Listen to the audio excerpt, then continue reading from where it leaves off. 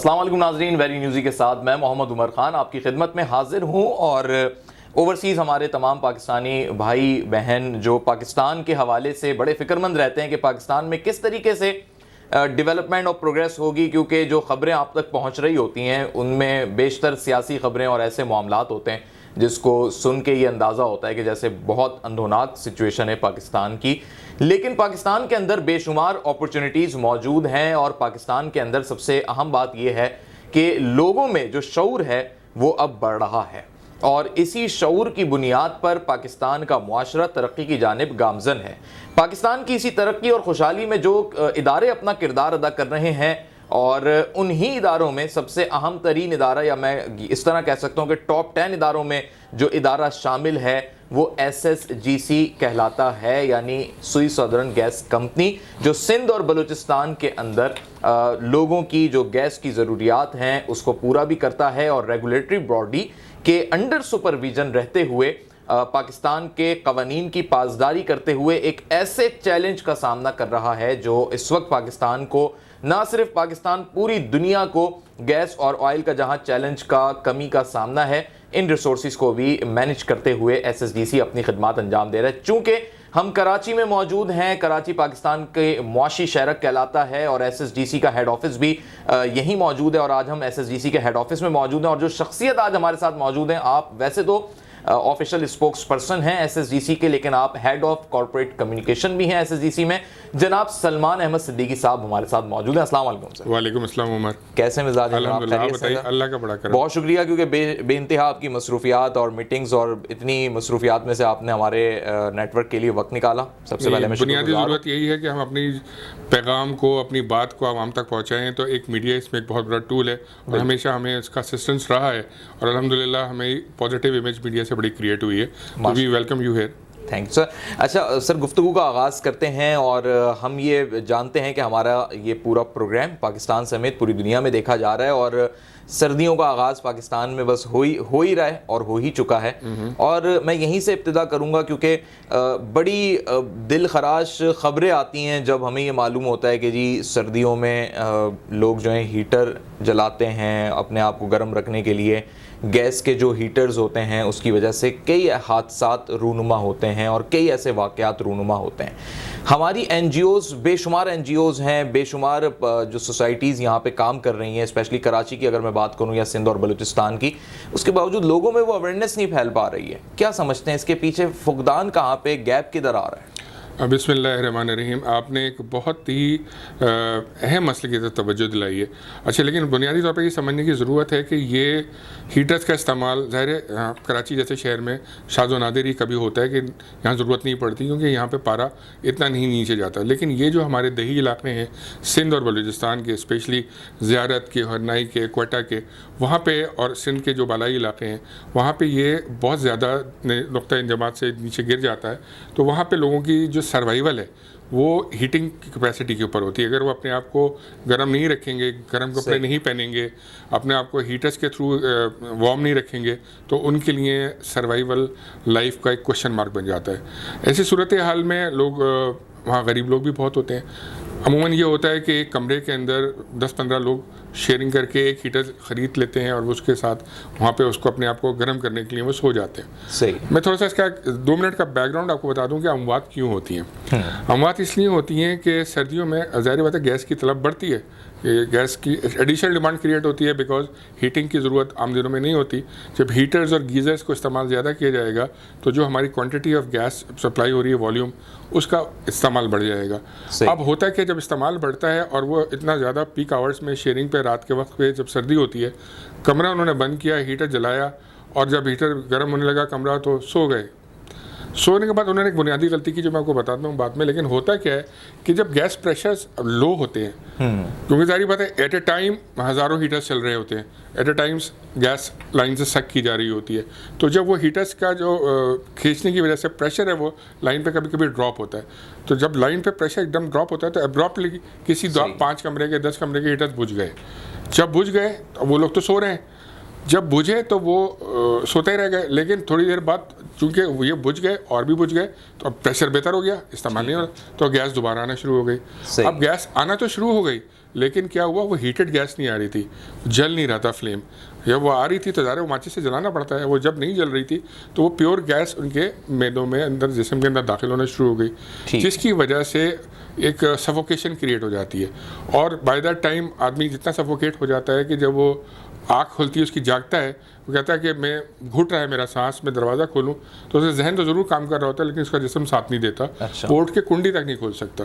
तो ये इसकी वजह से अमवात होती हैं, और ये माजी में बहुत ज़्यादा होती थी, लेकिन SSGC ने, क्योंकि ओगरा का हम ज़ाहिर उसके अंडर में काम करते हैं और रेगुलेटर है, उसमें लाइसेंस की पाबंदी होती है कि जी हम आगाही मुहिम, तशहीरी मुहिम जो है ऐसी जगहों पर चलाएँ जहाँ पर गैस का हीटर होता है, इस्तेमाल होता है, कि उसके नुकसानात क्या हैं, उससे एहतियाती तदाबीर क्या है, उससे बचा कैसे जा सकता है अमवात से। तो इसमें जो बुनियादी मसला है, देखें, अगर आप अपने आप को वेंटिलेट रखेंगे, यानी कि आप थोड़ी सी खिड़की खोल के रखेंगे कि जी ऑक्सीजन का अमल दखल जारी है, या थोड़ा सा दरवाजे को खोल के रखेंगे, या ये कि आपने वार्म करने के बाद हीटर को ऑफ करके सो जाएंगे, तो ये बुनियादी चीज़ें होती हैं जिनको हम अपने इश्तहारात के ज़रिए, जो टेलीविज़न के इश्तहारात होते हैं वो केबल टेलीविज़न पे चलवाना, हैंडआउट्स को बांटना, अखबारात में इश्तहारात लगवाना, फिर सोशल मीडिया के ऊपर भरपूर तशहीरी मुहिम करना, फिर वहाँ हम लोग वैन हायर करते हैं, उसके ऊपर लाउड स्पीकर लगा के गली गली मोहल्ले मोहल्ले वहाँ पे ऐलानात करते हैं। फिर वहाँ सबसे जो इम्पोर्टेंट एलिमेंट है पंजाब में, अपने बलूचिस्तान में और सिंध के अंदर, वहाँ पे उलमा को बहुत फॉलो किया जाता है, जो इमाम मस्जिद होता है उसकी बात बहुत सुनी जाती है, तो उनकी इंगेजमेंट्स हमारे यहाँ एनुअल बेसिस पे होती है, उनको हम इंगेज करते हैं और उनको कहते हैं कि जी आप अपने खुतबात में, जुमे के खुतबात में और दीगर नमाज़ों में ये बताएं लोगों को कि ये इस तरह से करेंगे तो उनकी सर्वाइवल है, कि जी वो थोड़ी सी खिड़की दरवाज़ा खोल के रखेंगे तो, या हीटर बंद करके सोएंगे तो सर्वाइवल है, अदरवाइज़ अमवात का चांस ज़्यादा होता है। तो इसके रिजल्ट्स बहुत ओवर द ईयर्स अच्छे हैं, और अगर अमवात का अगर आप डेटा निकालेंगे जो कि पहले सैकड़ों में होता था, वो बिल्कुल सिंगल फिगर में डिजिट्स में आता जा रहा है। जो रिपोर्ट होते हैं, बेसिकली जो ज़ाहिर रिपोर्ट होता है वही उसी की बेसिस पे डेटा बनता है और वो हम तक पहुँचता है। तो इस सिलसिले में फिर हमारे वहाँ सालाना इवेंट्स भी होते हैं क्वेटा के अंदर और इंटीरियर सिंध में, जिसमें हम लोगों को, मीडिया को भी इंगेज करते हैं, वहाँ बुलाते हैं और उनको कहते हैं कि काइंडली आप ये सारी चीज़ें आपके थ्रू भी जाएँ, आर्टिकल्स के थ्रू भी जाएँ, न्यूज़ एलिमेंट्स के थ्रू भी जाएँ, इतना ज़्यादा स्ट्राइक करें ह्यूमन माइंड को कि बात बैठ जाए कि अगली सर्दी आएगी तो हम ये चीज़ नहीं करेंगे। चलें, ये तो इस मौजू पे बात हो गई कि जी किस तरीके से हम अवेयरनेस दे के महफूज रख सकते हैं ज़िंदगियों को, और इसमें काफ़ी हद तक आपको कामयाबी भी हुई। बिल्कुल। लेकिन जो लोग गैस को ज़ाया कर रहे हैं, यानी गैस का बेदरीग इस्तेमाल, और बेदरीग इस्तेमाल के साथ साथ मैं ये समझता हूँ कि जिन जगहों पे मतलब गैस का बुनियादी जो ज़रूरत के तहत इस्तेमाल है वो खाने पकाने के तौर पर है, लेकिन बहुत सारी जगहों पे हम देखते हैं कि गैस के जनरेटर्स का इस्तेमाल हो रहा है। जी। और कमर्शियल पॉइंट पे भी वो हो रहा है, और लोड शेडिंग के दौरानिया बढ़ने में वो एक मजबूरी भी बन जाता है। इसके तनाजुर में आप क्या समझते हैं कि क्या ये वाकई एक बेदरीग इस्तेमाल है, या ये गैस इसकी भी कंजप्शन को पूरा करने की सलाहियत रखती है? देखिए, आपने एक और अच्छी बात उठाई है, गैस का बेदरीग इस्तेमाल क्यों है, पहले ये समझना पड़ेगा। शायद आपको याद हो, आपके बचपन में या उससे पहले आपने ये सुना हो कि हमने तो सुना था अपने बड़ों से कि जी ये गैस तो हमारे मुल्क का कुदरती ख़जाना है, ये तो ज़िंदगी भर रहेगी, जब तक हम जिएंगे ज़िंदगी भर रहेगी, ये गैस कहीं जाने वाली नहीं है। तो मतलब कोई इस्तेमाल करते हुए सोचता ही नहीं था कि किफ़ायत शुमारी भी करनी है इसके अंदर। किसी ने चूल्हा सुबह खोला खातून ने नाश्ता बनाने के लिए, तो रात तक के खाने तक वो खुला ही रहा, क्योंकि शायद उस वक्त माचिस महंगी थी और गैस सस्ती थी, 25-30 रुपये का बिल आया करता था। मैं 70s-80s की बात कर रहा हूँ। तो उस वक्त से कॉन्सेप्ट लोगों के दिमाग में बैठ गया कि जी गैस तो बहुत एक सस्ती चीज़ है और ज़िंदगी भर की है, बेदर्द इस्तेमाल करो। उस वक्त वाकई घरेलू हद तक ही महदूद था, या तंदूर पे होता था या होटल्स पे होता था गैस का इस्तेमाल। रफ्ता रफ्ता जैसे जैसे वक्त गुजरता गया, इंडस्ट्री की नीड्स बढ़ती गई, इंडस्ट्री में गैस जाना शुरू हुई, CNG सेक्टर पाकिस्तान में क्रिएट होना शुरू हुआ, जो कि सिर्फ पब्लिक सेक्टर तक महदूद रहता, पब्लिक ट्रांसपोर्ट तक, अनफॉर्चुनेटली वो प्राइवेट ट्रांसपोर्ट पे भी आ गया। तो वो जो इस्तेमाल, अच्छा आज वक्त पाकिस्तान शायद दुनिया के टॉप 3 कंट्रीज़ में है जहाँ CNG व्हीकल्स के अंदर SSG से अपने नेचुरल गैस इस्तेमाल होती है। तो ये एक ऐसी चीज़ है जिसकी वजह से हमारी एक डिमांड, इनॉर्मस डिमांड क्रिएट होना शुरू हुई। अब जब जाहिर बात है ये सब चीज़ें हुई तो बेदर्द इस्तेमाल भी शुरू हुआ, लोगों ने जनरेटर्स भी लगाने शुरू किए, जैसे आपने कहा, क्योंकि पावर का भी एक इशू आया कि जी पावर की लोड शेडिंग्स होनी शुरू हुई, तो लोगों ने कहा आसान तरीका ये कि डीजल और पेट्रोल के ऊपर तो महंगा पड़ेगा, तो ये तो हमारे घर में लगा हुआ लगा लें। लेकिन ना इसकी कोई कानूनी इजाज़त है, ना हमारी तरफ से कोई अलाउड है, क्योंकि देखिए आप ये कह रहे हैं कि जो जनरेटर लोगों ने लगाए हुए होते हैं, गैस पे चला रहे होते हैं, ये गैर कानूनी है। जी ये मैं ये भी कह रहा हूँ, मैं इसके साथ साथ एक और भी बात बता रहा हूँ। जब आप हमारे से गैस कनेक्शन कोई भी सारिफ अप्लाई करता है, उसके साथ एक एग्रीमेंट साइन करता है कंपनी के साथ, उसके उसका एक लोड असर्टन होता है, उसका लोड असर्टन होता है उसकी फैमिली के जो अफराद होते हैं उसके हिसाब से, कि अगर वो एक फैमिली कुनबा है तो आपने कहा कि जी आपको खाना पकाने के लिए इतनी गैस चाहिए होगी, गीज़र के लिए इतनी गैस चाहिए होगी, इसे कैलकुलेट करके वो एक मुआहदा साइन कर लेती है कंपनी उसके साथ। अब वो पाबंद तो है उस मुआहदे का, लेकिन अगर उसके पीछे अगर वो जनरेटर भी इस्तेमाल कर रहा है या उसने कोई बेकरी खोली हुई है, उससे वो पाइप देके पीछे वाली गली से किसी बेकरी को कह रहा है कि बना रहा है यहाँ, तो वो एक उसके बेसिकली हमारा एक ऑपरेशन गिरफ्त है। साहब ये तो बड़ी कॉमन चीज़ है पाकिस्तान में भी और कराची में बिलखुसूस कि कमर्शियली इस्तेमाल होता है, गैस चोरी होती है, रेजिडेंशियल बिल्स पे जो है वो बाकायदा तंदूर खोल लिए जाते हैं। औरंगी टाउन के कई ऐसे वाक़यात हमने देखे हैं। आप लोग कैसे कंट्रोल करते हैं या आप लोग कोई सर्वे करते हैं, इसका कुछ है मैकेनिज्म आपके पास? देखें, हमारा शुरू में तो इस चीज़ को ज़ाहिर बात है इतनी सीरियसली शायद नहीं लिया गया, ये मैं बात कर रहा हूँ 15 साल पहले, लेकिन जैसे जैसे गैस की किल्लत होती शुरू हो गई, जैसे जैसे कंपनी को लॉसेस होने शुरू हुए, बिकॉज ये तो एक तरह की चोरी है, इसलिए चोरी है कि आपका जो अप्रूव्ड लोड है उससे ऊपर अगर आप जा रहे हैं और वो रिकॉर्ड नहीं हो रहा मीटर के अंदर, क्योंकि मीटर की कैपेसिटी एक है उसके ऊपर वो रिकॉर्ड नहीं हो रहा, तो वो कंपनी को उसकी पेमेंट भी नहीं आ रही। तो कंपनी ने अपने तश्कील दी टीमें, हमारे पहले कस्टमर रिलेशन डिपार्टमेंट ने तश्कील दी जो डोमेस्टिक लेवल की थी, फिर उसके ऊपर जाके कंपनी ने एक gas theft and control operation department बनाया। उसके अंदर कमर्शियल इंडस्ट्रियल जो गैर कानूनी इस्तेमाल हो रहा था उसको चेक करने के लिए विजिलेंस टीमें बनाई गई। ज़ाहिर मुखबरियाँ भी आती हैं हमारे पास, अपनी विजिलेंस भी होती है, कंपनी छापे भी मारती है जहाँ से उसको इत्तलाएँ मिलती हैं। तो उसके तहत कानून नहीं था, आज से कोई 5 साल पहले कोई कानून नहीं था। अगर आप कहें जी मेरी गैस चोरी हो रही है तो आप FIR कटवाने जाएंगे तो थानेदार आपसे पूछेगा भाई कितनी बड़ी गैस थी, कितनी चौड़ी गैस थी, कितने कैसे नज़र आती थी। जैसे आप बताते हैं कि जी मेरी बकरी चोरी हो गई तो मेरी ऐसे काली थी, नीली थी। अब जब उसका हमारे पास हैयत ही नहीं है, कोई चीज़ ही नहीं है, तो हम उसको डिफ़ाइन नहीं कर पाते थे। तो पार्लियामेंट में ये बिल पास हुआ, एंटी गैस थेफ्ट का एक्ट बना, और उसके बाद ये कानून बन के कोर्ट्स बनाई गई। स्पेशली वो कोर्ट्स जो सिर्फ गैस की चोरियाँ ये कंज्यूमर कोर्ट्स नहीं, ये गैस कंज्यूमर कोर्ट्स हैं। ये 17-18 कोर्ट्स हैं जो इस पे सिंध और बलूचिस्तान के अंदर और दूसरे सूबों में भी हैं, लेकिन चूँकि Sui southern gas company basically Sindh और बलूचिस्तान में ऑपरेट करती है, तो हमारे ये डोमेन फ्रेंचाइज प्रोविंसेस हैं जिनके अंदर। तो अब वो जो हमारा SSGCTO जैसे हम काउंटर गैस थेफ्ट ऑपरेशंस कहते हैं, वो डिपार्टमेंट बहुत फाल तरीके से गैस चोरों के खिलाफ कार्रवाई भी करना शुरू किया और उससे रिकवरी करके उनसे जुर्माने भी किए गए। अच्छा, उस कानून के तहत 14 साल तक की कैद और 1 करोड़ रुपए तक का जुर्माना भी है। अच्छा। तो अब आप जब और डिफरेंट सजाओं की डिफरेंट पेनल्टीज हैं, हर लेवल की अलग अलग सीरियस क्राइम इसको तस्वुर किया जाता है जी। और इसके तहत अब बाकायदा FIRs लॉन्च होना शुरू हो गई, प्रोसिक्यूशन शुरू हुई कोर्ट्स में, कोर्ट्स ने जजमेंट पास करके चोरों को जेल भी भेजा, फाइन भी किया। लोग खुद भी आपको इन्फॉर्म कर सकते हैं, कोई ऐसा नंबर है? जैसे मैं एक आम सारिफ हूँ, एक आम शहरी हूँ, मेरी नॉलेज में एक वाक़या आया कि जी ये गैर कानूनी काम हो रहा है गैस का यहाँ जी, और मैं इन्फॉर्म कर रहा हूँ, कोई ऐसा नंबर है आप बताना? अगर देखिए, हमारी एक हेल्पलाइन है जो 24/7 चलती है, 1199 जिसे कहते हैं। उस पर हर तरह की कॉल रिसीव होती हैं। यानी कि अगर आपके घर में कोई गैस की प्रेशर की इशू आ रही है, आपको तकलीफ हो रही है जी मेरा या गैस किसी वजह से नहीं आ रही, तो आप वहाँ कंप्लेन करते हैं, तो वो कंप्लेन नंबर भी है, वो एक हमारा कॉन्टैक्ट सेंटर नंबर भी है। उस पर आप हर तरह की बिकॉज वो 24/7 चल रहा होता है, तो उसमें आप हर तरह की इन्फॉर्मेशन दे सकते हैं। और हाँ, जो इस तरह की हम प्रमोट भी करते हैं और कहते भी हैं कि जो हमें इस तरह की चीज़ें बताएंगे कि निशानदही करेंगे कि गैर कानूनी तौर पे कहाँ इस्तेमाल हो रहा है, तो उनका नाम सीगा एराज में रखा जाएगा और कंपनी उनको अप्रिशिएट करती है। बेसिकली इसमें कोई सिस्टम ऐसा नहीं है कि आप रिवॉर्ड कर सकें, बिकॉज रिवॉर्ड करने के लिए उसको सामने लाना पड़ता है। एक रिस्पॉन्सिबिलिटी है, वो अदा हो जाएगी। गैस प्रेशर की आपने बात की जी।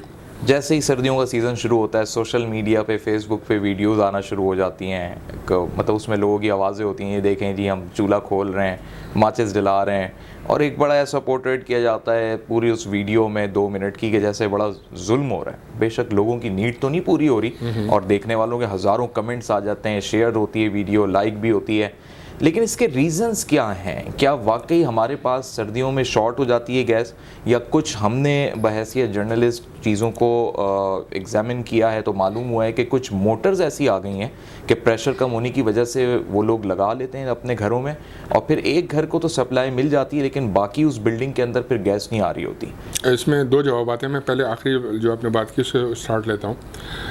देखिए गैस कंप्रेसर्स कहते हैं इसको, ये जैसे कि जनरेटर का इस्तेमाल गैर कानूनी है, ऐसे कंप्रेसर्स का भी, बिकॉज आपने ऑथराइज लोड में से अपने घर का ओवन और गीज़र अप्रूव कराया हुआ है। अगर आप कोई भी चीज़ इंस्टॉल करते हैं, जनरेटर या कोई और बेकरी के लिए पाइप या कंप्रेसर, तो वो गैर कानूनी है, जिसका मैंने आपको बताया कि different stages of criminal acts हैं उसके, और उसकी पेनल्टीज़ डिफरेंट लेवल्स की हैं। तो वो जैसे हमारी वो टीम जो रेड्स करती है वो डेफिनेटली उसको भी अनप्लग करती है और उसको रिपोर्ट करके ख़त्म करके उसको जुर्माने करती है।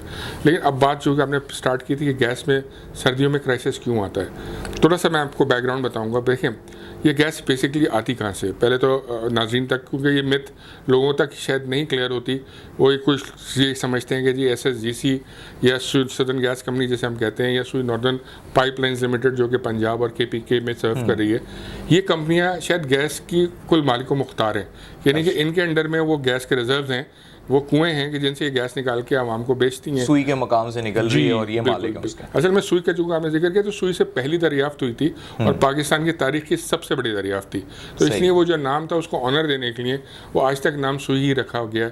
इसलिए दोनों कंपनियां, सुई सदर्न भी और सुई नॉर्दर्न भी, उस सुई के नाम को ओन करती हैं, बिकॉज वो हमारा प्राइड है, वो हमारी पहली दरियाफ्त थी पाकिस्तान की, वो दुनिया के एक बड़े रिजर्व में से रिजर्व था, लेकिन उसको तकरीबन निफ्स सदी गुजर चुकी है और वो रिजर्व उसकी ऑलमोस्ट मिल्क आउट हो गई है, जिसे कहना चाहिए कि वो रिजर्व अब नहीं रहे, जो अगर वहाँ हमें 100 मिलता था तो 5 मिलने लगा है।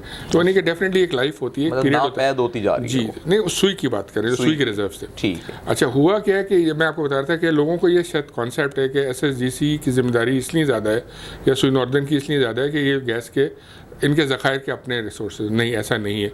मैं आपके नाज़रीन को बताना चाहता हूँ, बल्कि जितने भी लोग सुन रहे हैं देख रहे हैं, कि SSGC डिपेंडेंट है उन गैस सेलर्स के जो लाइसेंस होल्डर्स हैं। गवर्नमेंट ऑफ पाकिस्तान ये लाइसेंस इशू करती है जो एक्सप्लोरेशन कंपनीज होती हैं उनके लिए एंड प्रोडक्शन कंपनीज, कि वो गैस के ज़खायर के लिए कुएं खोदें, उसमें से गैस निकालें, उसको रिफाइन करें एंड सेल करें, हमें भी सेल करें और सुई नॉर्दर्न को भी करें। अच्छा। तो ऐसे बहुत सारे लाइसेंस के अंडर ऑपरेट कर रही हैं कंपनियाँ। जो सिंध से गैस निकलना शुरू हुई है वो बहुत ज़्यादा तादाद में पिछले 15-20 सालों में निकली, तो वो भी सारी गैस एक जुडिशियस सिस्टम के तहत सुई नॉर्दर्न को भी मिलती है और सुई सदर्न को भी मिलती है। अच्छा, ये मेरे लिए भी नई बात है, क्योंकि लोग तो यही समझते हैं कि पाकिस्तान के अंदर से कोई भी मादनियात निकलेंगी तो रियासत पाकिस्तान उसकी ज़ामिन भी है और उसकी मालिक भी है। बिल्कुल ऐसा ही है। देखें, लेकिन रियासत ऑफ पाकिस्तान की अपनी कंपनियां भी हैं। अच्छा। 2 कंपनियां अपनी भी हैं वो जो कर रही हैं, लेकिन वो नाकाफ़ी हैं। तो इसलिए रियासत पाकिस्तान ने इनवाइट की इन्वेस्टमेंट भी, और बाहर की कंपनीज भी यहाँ आई और लोकल प्राइवेट कंपनीज ने भी इन्वेस्टमेंट किया कि वो निकालें, लेकिन definitely under certain formula, under certain agreement, क्योंकि गवर्नमेंट ऑफ पाकिस्तान ही गवर्न करता है सारा उसको। अच्छा। और वो जो भी कुछ होता है वो उसकी प्रोडक्शन एक कैलकुलेटेड फार्मूले के तहत फिर वो आगे से डिस्ट्रीब्यूट होती है और सेल होती है। अच्छा, ये जो कंपनीज के रिजर्व्स होते हैं, ये गैस के जो रिजर्व्स होते हैं, इनकी एक नेचुरल डिप्लीशन एक फिनोमेना भी है कि एक गैस रिजर्व है, वो आज इस साल अगर वो 100 MMCF दे रहा है तो अगले साल शायद वो उससे कम हो जाएगा, 90 हो जाएगा, 95 हो जाएगा, बिकॉज उसकी जो प्रोडक्शन कैपेसिटी है वो डिप्लीट होती है। ये एक नेचुरल फिनोमेना वर्ल्ड वाइड। तो अगर गैस रिजर्व मेरे पास मिसाल के तौर पर 1000 के थे तो वो अगले साल कम होके 800 के हो जाते हैं। सही, ज़ाहिर है ये एक फार्मूला है जिसके तहत 200-250 MMCF जो है हमारे सिस्टम में हर साल उसकी वजह से कम होता है कि जो गैस रिजर्व्स के इश्यूज़ डिप्लीट हो रहे हैं और जो इश्यूज़ जो गैस सेलर्स उनको इश्यूज़ आ रहे हैं। अच्छा, ये होता है तो जाहिर बात है हर सर्दी आने वाली सर्दी से टफ क्यों हो जाती है कि आपकी जो सप्लाई होती है थोड़ी कम हो चुकी होती है पिछले साल से, बिकॉज वो जो कुएं डिप्लीट हो रहे थे, लेकिन आपकी डिमांड साइड में बढ़ चुकी होती है। क्यों? आपके नए कस्टमर सिस्टम में ऐड हो जाते हैं, आप नए सारिफ को भी कनेक्शन दे रहे होते हैं। और सर्दी के अंदर ख़ास तौर पे क्यों इशू आता है कि जैसे मैंने आपको बताया कि ह्यूमन लाइफ का सर्वाइवल ही हीटर्स के ऊपर होता है बलूचिस्तान में और इंटीरियर सिंध में, जहाँ हमारे कस्टमर्स अच्छी खासी तादाद में हैं। तो उसके अंदर आपको उनको एक्स्ट्रा गैस प्रोवाइड करनी होती है कि उनकी ज़िंदगी जो है वो लाइफ लाइन बन जाती है, गैस उनकी ज़िंदगी चलती रहे, क्योंकि अगर वो गैस नहीं, वो ठटर के मर जाएंगे।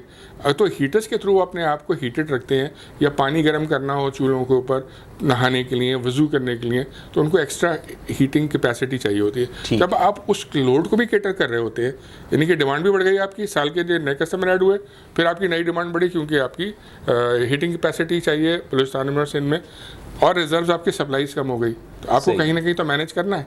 जब आपको मैनेज करने के लिए डेफिनेटली कहीं ना कहीं आपको हमारी जो प्रायोरिटी होती है गैस लोड मैनेजमेंट प्लान की, जो गवर्नमेंट ऑफ पाकिस्तान की ICC से अप्रूव्ड है, हम उसके तहत फिर चलते हैं।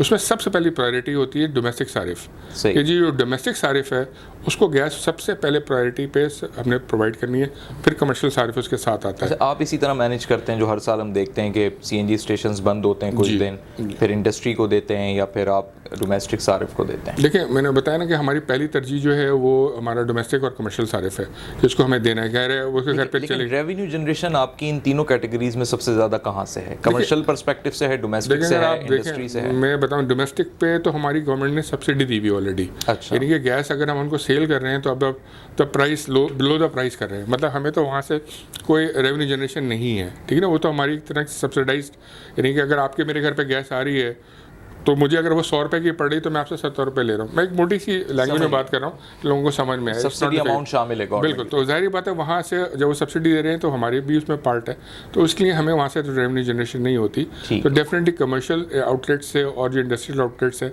इनसे हम अपना जनरेट करने की कोशिश करते हैं। अब आप मेरी मजबूरी देखें कि जिनसे मुझे मुनाफा ज़्यादा मिलता है मैं उनको गैस नहीं दे पाता, बिकॉज कि मेरे लिए इंसानी ज़िंदगी, मेरे लिए ह्यूमन एलिमेंट, मेरे लिए डोमेस्टिक सारिफ को पहुंचाना पहले लाजमी है। क्योंकि साइकी भी यही है ना कि इंसान पहले अपने घर की नीड्स पूरी करता है, पेट भरेगा तो बाहर जाके घूमे फिरेगा, तो वो उसको मकसद कहने का ये है कि पहले घर की नीड को पूरा करना है, तो इसलिए हमें वहाँ पर रफली आइडिया हम जानना चाहें आपसे, तलब और रसद में कितना फ़र्क है, कितने MMCFD आप बताना चाहेंगे? देखें, ये अमूमन तो हमारा साल में अल्लाह का शुक्र है मैनेज कर लेते हैं, कोई 100-50 का हमारा साल भर फ़र्क चल रहा होता है। अच्छा। लेकिन सर्दियों में ये फ़र्क बढ़ जाता है, क्योंकि ज़ाहिर मैंने आपको बताया, इसके रीज़न बताए, तो ये फ़र्क कभी कभी 200-300 पे भी पहुँच जाता है। जब इतना ज़्यादा फ़र्क आएगा तो आपको जो लोएस्ट प्रायोरिटी जैसे CNG स्टेशन हैं वो सबसे लोएस्ट प्रायोरिटी पे। तो अब आबादी तो बढ़ रही है जी, हर चीज़ ही ग्रो कर रही है, बिजनेस भी बढ़ रहे हैं, इंडस्ट्रीज़ भी बढ़ ही रही हैं, तो कैसे आगे मैनेज करेंगे? क्या आगे का 5-10 साल का क्या प्लान है? अच्छा देखें, ये रिसोर्स जो है ज़ाहिर बात है मैनेज करना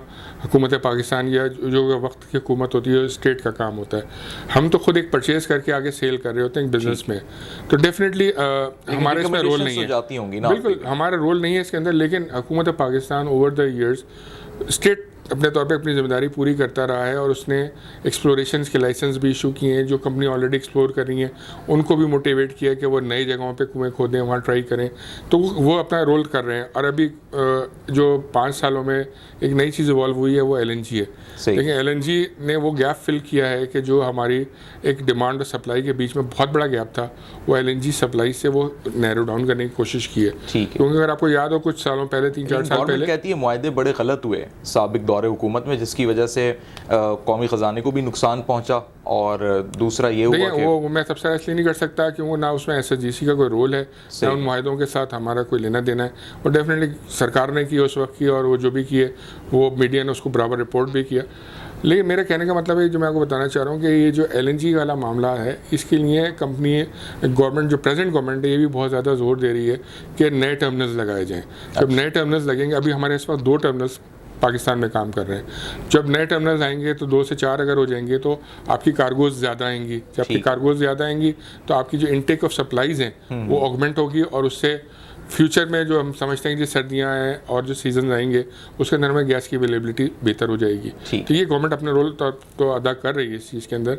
फिर दूसरा एक मंसूबा है जो रशिया से गैस के आने का भी है, इसका हाल ही में भी जिक्र चल रहा है, गवर्नमेंट उसमें भी काम कर रही है कि रशियन स्टेट्स हैं, तुर्कमेनिस्तान जो पुरानी रशियन स्टेट्स थे, और वहाँ से भी एक टापी के नाम से मंसूबा बना था, एक IP के नाम से मंसूबा बना था ईरान पाइपलाइन का, वो किसी वजूहत पे शेल्फ हो चुका है पीछे, लेकिन हुकूमतें अपने तौर पर इनके ऊपर काम करती रहती हैं। और अभी भी रशिया वाली जो गैस है उसके बारे में सुनने में आ रहा है कि कराची वालों के कुछ सवालात हैं जो सोशल मीडिया पे अक्सर डिस्कशंस में आते हैं, और आज हमें मौका मिला आपके सामने रखें। बहुत सारी निजी सोसाइटीज़ जो रेजिडेंशियल सोसाइटीज़ सिंध में, बलूचिस्तान में, सिंध में ज़्यादा, तो ये अपनी गैस की कंजप्शंस को कैसे पूरा कर रही हैं? अगर ये आपसे रुजू नहीं कर रहे हैं तो इनके पास कहाँ से रिसोर्सेज आ रहे हैं, कहाँ से कनेक्टिविटी आ रही है? नहीं, देखें, उनकी अवलीन तरजीह तो यही होती है कि वो हमें अप्रोच करते हैं। और हमारा एक सिस्टम होता है, हम उनके यहाँ सर्वे करवाते हैं, लोड असर्टेन करते हैं, उसके बाद तखमीना लगता है कि वहाँ जो नियरेस्ट पाइपलाइन है वो कहाँ से गुजर रही है, वहाँ से वहाँ तक की पाइपलाइन में क्या खराजात आएंगे, क्या वो सारा करके SSDC बाउंड है इस चीज़ के लिए कि वो पाबंद है, उनको देगी गैस, या आप अपने इख्तियारात रखते हैं कि आप दें या ना दें, योर चॉइस? देखें, ये इसमें ये होता है कि अगर सिस्टम में गैस है तो आप दे सकते हैं। अगर सिस्टम में गैस ही नहीं है तो पहले जो घर में लोग हैं उनका पेट भरना है। ये नहीं कि आप मेहमान को, ज़ाहिर बात है वो मेहमान वाला कॉन्सेप्ट में बात नहीं कर रहा कि बाहर से जो आदमी आएगा आप उसको तो पहले नहीं, पहले तो अपने बच्चे का पेट भरेंगे। तो जो सिस्टम में ऑलरेडी कस्टमर है उसको तो देना है। लेकिन अगर मेरे पास गैस वाफिर है जो कि अनफॉर्चुनेटली नहीं है तो मुझे उसको देने में कबाहत होगी। अगर सिस्टम में गैस है तो मैं नई कॉलोनीज को दूंगा। बेशुमार हाई राइज कराची के अंदर बन रही है, पूरे सिंध में ही, अब तो हैदराबाद में भी काफ़ी डेवलपमेंट हो गई है। तो अब एक एक हाई राइज में अगर हम कहते हैं जी 40-50 घर आ चुके हैं, फ्लैट्स आ चुके हैं, तो कैसे इनकी कंजप्शन पूरी होगी? या ये पहले से प्लान आपसे हो जाते हैं डिस्कस जब अप्रूवल होते हैं कंस्ट्रक्शन का? देखें, चाहे वो हाई राइज हो, चाहे जैसे आपने कहा नई सोसाइटीज हो, हाँ, बात तो एक ही है। मतलब बात इस तरह से है कि जी मेरे पास 250 कस्टमर्स की एक एप्लीकेशन आ रही है, चाहे वो एक बिल्डिंग में एक प्लॉट के ऊपर हाई राइज में रहते हो या एक कॉलोनी में बाउंड्री वॉल के अंदर रहते हो, हमारे लिए तो वो दोनों चीज़ें बराबर ही हैं। लेकिन हाई राइज के ऊपर एक पाबंदी लगी थी 8-10 साल पहले की बात है, वफाकी हुकूमत ने उस वक्त की लगाई थी। वो पाबंदी कई साल बरकरार रही। उसको हाई राइज को, कमर्शियल को और इंडस्ट्रियल को नए कनेक्शन देने की पाबंदी थी। लेकिन वो पाबंदी कुछ साल पहले उठ चुकी है। तो उसके तहत अब जो भी रेगुलराइज तरीके से एप्लीकेशन देता है, अगर सिस्टम में गैस होती है तो डेफिनेटली हमें देनी है उसको। देखें, हमारा तो रेवेन्यू जनरेशन ही हमारी सर्वाइवल है। अगर मैं सेल करूंगा तो मेरी कंपनी चलेगी, तो मेरे सेल तो मुझे तो चाहिए कि आउटलेट्स बने, डोमेस्टिक कस्टमर बढ़ता है तो मेरी सेल तब भी बढ़ती है। बेसिकली मैं उस पर इतना सब्सिडाइज रेट्स पे ज़रूर देता हूँ, लेकिन सेल का क्वांटम तो मेरा बढ़ता है उसके ऊपर, तो रेवेन्यू जनरेट होता है उसके अंदर। लेकिन ये मैं इसको नो नहीं कहता जब तक मेरे सिस्टम में गैस नहीं होती। हाँ, उसको हम एप्लीकेशन ले लेते हैं, रख लेते हैं, एंड वी एक्सपेक्ट कि जी हमारे पास नया सिस्टम में गैस आएगी तो हम इनको डिफरेंटली देंगे। ठीक है। अच्छा, कुछ इलाके ऐसे हैं कराची के ही जहाँ पे गालिबन SSDC के कुछ यूनिट्स कह लें या कुछ ऐसी चीज़ें लगी हैं, प्लांट टाइप, या इलाके की डिस्ट्रीब्यूशन होगी, वो वहाँ गैस का बहुत स्मेल इखराज रहता है। जैसे सफारी पार्क के इलाके में अक्सर सर्दियों में ये शिकायत मौसूल होती हैं। तो ये रेजिडेंशियल में होने की वजह से ये मैटर है, या सर्दियों में एक ऐसा माहौल बन जाता है कि हमारी ब्रीथिंग में हर चीज़ की, मतलब डीजल की भी स्मेल है तो बहुत ज़्यादा आ रही होती है? अच्छा, मैं ये कंप्लेन मैंने सुनी नहीं है कभी, अब आपसे सुन रहा हूँ। अगर ऐसा है तो काइंडली इसको रिपोर्ट करें कि अगर किसी पर्टिकुलर एरिया में ये हो रहा है। सफारी पार्क की जहाँ तक आपने बात की, वहाँ मैं आपको बताऊँ कि कराची की जो गैस मेन सप्लाईज होती हैं वह हमारे कराची टर्मिनल बना हुआ है सफारी पार्क के बिल्कुल सामने। यानी कि जो इस्पानी रोड जहाँ से टर्न लेती है सफारी रोड पे, यूनिवर्सिटी रोड से, वहाँ से लेके NED यूनिवर्सिटी तक के बीच की जो काफ़ी जगह है वो हमारे कराची टर्मिनल है, काफ़ी एकड़ की जगह है। उसके ऊपर जितनी भी गैस है कराची की जो सप्लाई होती है वो वहाँ से जाती है, वहाँ पर उसकी पूरी एक प्रोसेसिंग होती है।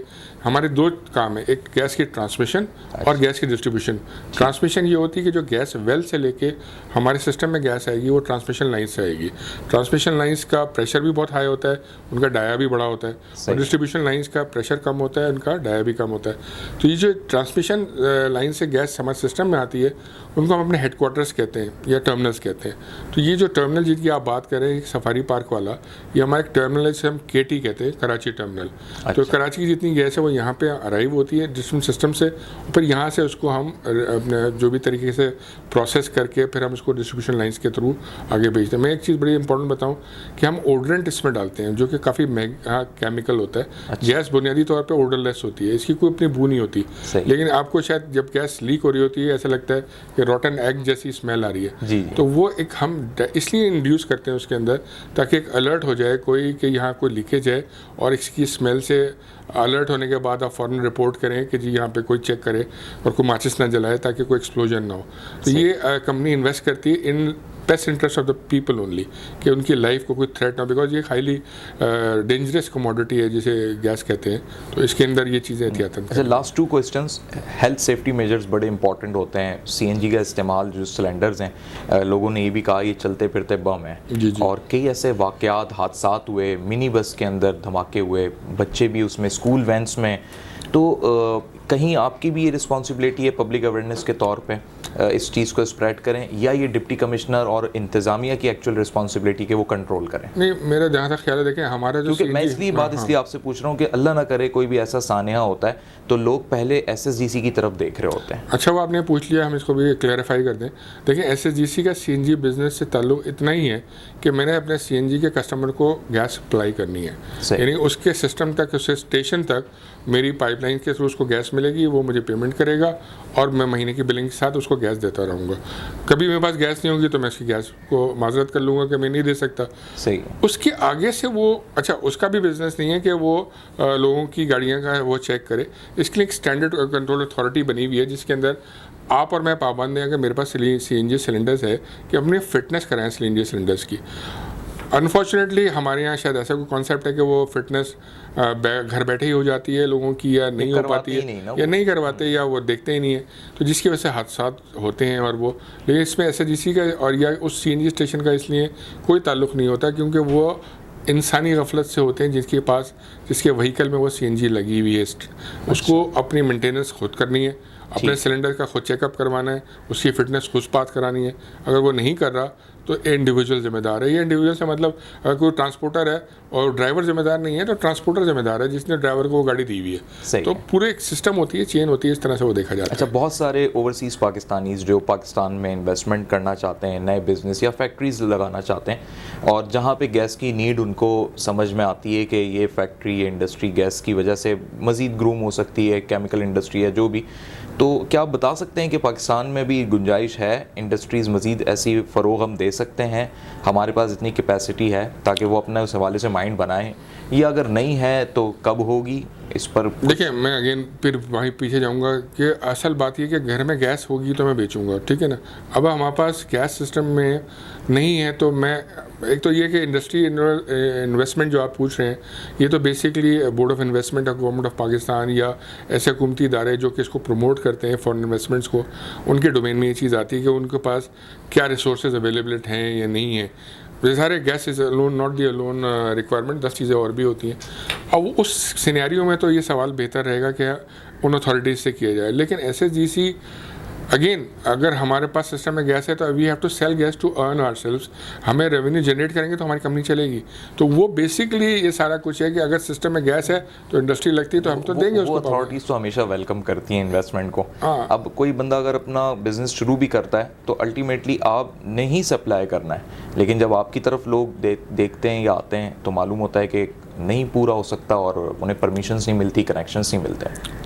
मैं इसको कहूँगा अनफॉर्चुनेट है ये सब चीज़ें अगर ऐसे होती हैं कि अगर आप प्लानिंग के बगैर ये चीज़ इंडस्ट्री सेटअप कर रहे हैं और आपने फिजिबिलिटीज़ नहीं बनाई है, ग्राउंड रियलिटीज़ नहीं देखेंगे जी मुझे चलाने के लिए कितना पाउंड गैस प्रेशर चाहिए होगा, या आपने हमसे रब्ता नहीं किया कि जी हमें ये अज्यूम कर लिएगा जी मुझे गैस मिल जाएगी, तो अगर है सिस्टम में तो मोस्ट वेलकम। अच्छा, ये लास्ट बिल्कुल मेरा क्वेश्चन है, साइट एसोसिएशन काटी जहाँ पे भी इंडस्ट्रीज़ हमारी कराची में लगी हुई हैं, उनकी एसोसिएशंस की तरफ से ना बड़ी एक ऐसी सूरत हाल बताई जाती है, आपसे गुफ्तगू करके इत्मीनान बख्श सूरत हाल लग रही है, लेकिन वहाँ एक पेनिट्रेट होती है सिचुएशन के, बस इंडस्ट्री बिल्कुल तबाही के दहाने पे है, गैस बिल्कुल नहीं है, किसी भी वक्त बंद हो जाएगी, अब पता नहीं क्या हो जाएगा, लेकिन चल भी रही हैं, उसी में नया काम भी हो रहा है। उनके खदशात मैं ये नहीं कहूँगा कि बेबुनियाद हैं, ज़ाहिर है इसकी वजूहत हैं।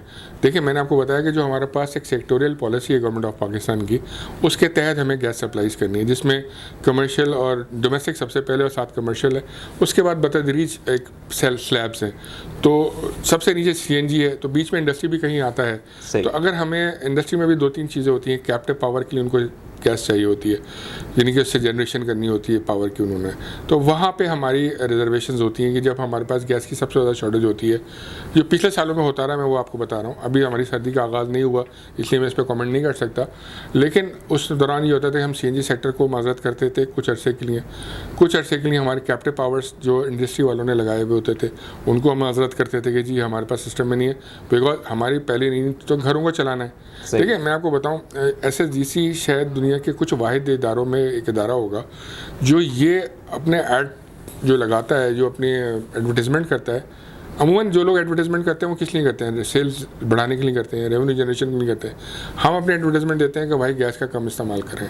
सही। मैं तो ये कहता हूँ, मैं उस अखबार में इश्तहार छापने का पैसा भी देता हूँ और ये भी कहता हूँ कि भाई मेरी गैस का इस्तेमाल कम करो। ठीक है। मैं ये कह रहे का मतलब ये कि मेरे रेवेन्यू को मैं खुद कम कर रहा हूँ, जो कि बड़ा अनयूजुअल है। बिजनेसमैन तो चाहता है कि मेरी गैस ज़्यादा इस्तेमाल हो तो मुझे ज़्यादा बिल मिले, लेकिन मैं ये देखता हूँ कि मेरे पास अवेलेबिलिटी नहीं है, मुझे घर पूरा करने के लिए पहले उस सेक्टर को पूरा करना है। तो मैं घर वालों को भी कहता हूँ कि डोमेस्टिक सेक्टर को भी कहता हूँ कि भाई खुदा के लिए गैस का कम इस्तेमाल करो। इससे दो फायदे होंगे, मुल्क का खजाना बचेगा, तुम्हारा बिल कम आएगा। जब तुम्हारा बिल कम आएगा तुम दुआ भी दोगे और तुम सहूलत में भी रहोगे। लेकिन उसके लिए मैं अपनी तशहीरी मुहिम पे भी एक्स्ट्रा पैसा खर्च कर रहा हूँ कि जी मैं उस पैसे को जो टीवी के ऊपर, जो अखबारात के ऊपर, इश्तहारात में ज़ाया कर रहे हैं एक तरह से हम वो पैसा लगा रहे हैं, लेकिन उससे हम अर्न नहीं कर रहे। जो भी मार्केटिंग कंपनी अपना प्रोडक्ट बेच रही है, कोई बेवरेजेस बेच रहा है, कोई 10 चीज़ें को प्रोडक्ट्स बेच रहा है, वो तो उसको सेल को बढ़ाने के लिए बेच रहा है। मेरा जो इश्तहार आ रहा है वो बेचने के लिए नहीं है, वो रिक्वेस्ट करता है कि जी कम करो।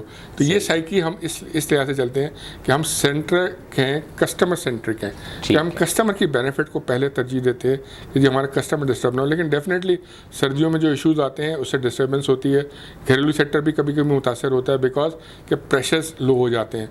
हमारा लाइन पैक हमारी एक लाइफ लाइन होती है। लाइन पैक कहते हैं जो कंपनी की जो पाइपलाइन ज़ेर ज़मीन है उसके अंदर एक मिनिमम गैस प्रेशर को मेंटेन करना लाजमी है।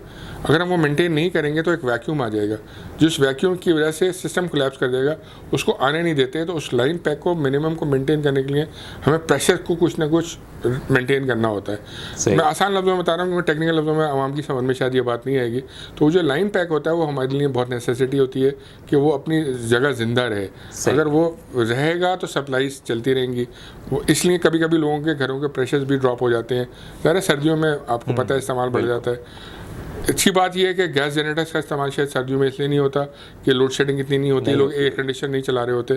तो वहाँ पे वो थोड़ा सा हमारा वो फैक्टर हमें एडिशनल सपोर्ट से मिल जाता है। जो कि गर्मियों में हमें इशूज़ आते हैं कि गर्मियों में ज़ाहिर बात है एयर कंडीशनर चलते हैं तो उसके अंदर वो लोड शेडिंग की वजह से लोग जनरेटर्स का इस्तेमाल करते हैं। ठीक है, बहुत शुक्रिया सलमान अहमद सिद्दीकी साहब, आपने अपना कीमती वक्त दिया और यकीनी तौर पे जो बातें हुई ना सिर्फ हमारी आवाम बल्कि बैरून मुल्क बैठे हुए जो पाकिस्तानी हैं उनके लिए भी कारआमद साबित हुई। And I am really thankful for your time. Most welcome जी। तो नाज़रीन, आज का मकसद हमारा इस नशिस्त का यही था कि हम आपको बता सकें, दिखा सकें, क्योंकि बहुत से अबहाम, बहुत सारी ऐसी ख़बरें जो मार्केट में इन हो जाती हैं। सोशल मीडिया का एक ख़तरनाक इस्तेमाल ये भी तो होता है कि ख़बरों को जो है अपने एंगल से पेश किया जाता है। तो ये प्रोग्राम का बुनियादी मकसद यही था कि आपको एक असली चेहरा भी दिखा सकें और बैनुल-अक़वामी सतह पे भी ये बता सकें कि पाकिस्तान के अंदर जो है ये चैलेंजेस होने के बावजूद किस तरीके से ये इदारे मुकाबला कर रहे हैं, सिर्फ इसलिए कि यहाँ पर पब्लिक को जो है सहूलियात बर वक्त और सही मायनों में दस्तयाब हो सकें। मोहम्मद उमर खान को दीजिए इजाज़त। अल्लाह हाफ़िज़।